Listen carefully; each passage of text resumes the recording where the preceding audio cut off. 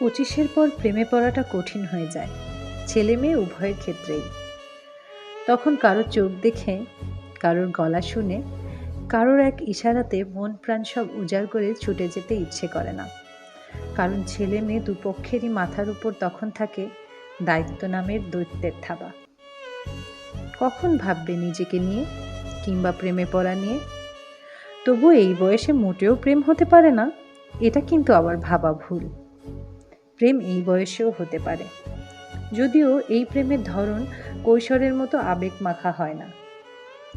3 বেলা ভালোবাসি বলা হয় না, বা ঘন্টার পর ঘন্টা ফোনে কথা বলাও হয় না।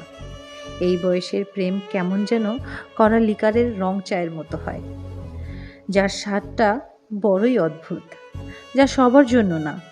এটা যাদের একান্তই প্রয়োজন তাদের জন্যই শুধু।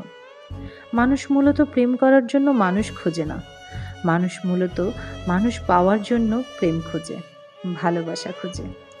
এই বয়সের প্রেমটা ঠিক যেন বন্ধুত্বের আরেক নাম, কিংবা সঙ্গ দেওয়ার মতো একটা ঢাল। যেমন গভীর রাত অবধি জেগে কাজ করার সময় আমাদের 1 কাপ কড়া লিকারের রং চায়ের দরকার হয়, ঠিক তেমন এই প্রেমে কথা হয় হাতে গোনা। খেয়েছো, ঘুমিয়েছো, আর কাজ কত দূর, এই অবধি। খুব বেশি প্রেমময় কথা হলো আমি আছি তোমার পাশে। দেখা হয়তো মাসে 1-2 বার হয়ে যায়। কোনো কানাকানি জানাজানি কিচ্ছু নেই।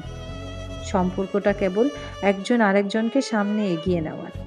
এরপর হয়তো সফলতা আসলে সত্যি সত্যি তাদের একটা সংসার হয় 2 কামরার।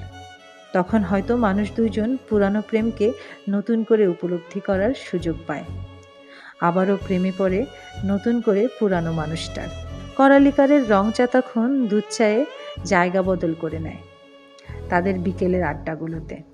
তবে সেই কড়ালিকারের রং চায়ের প্রয়োজন কখনো ফুরায় না। কেউ একজন কাজে ডুবে থাকলে অন্যজন 1 কাপ রং চা এনে পাশে দাঁড়িয়ে যায়।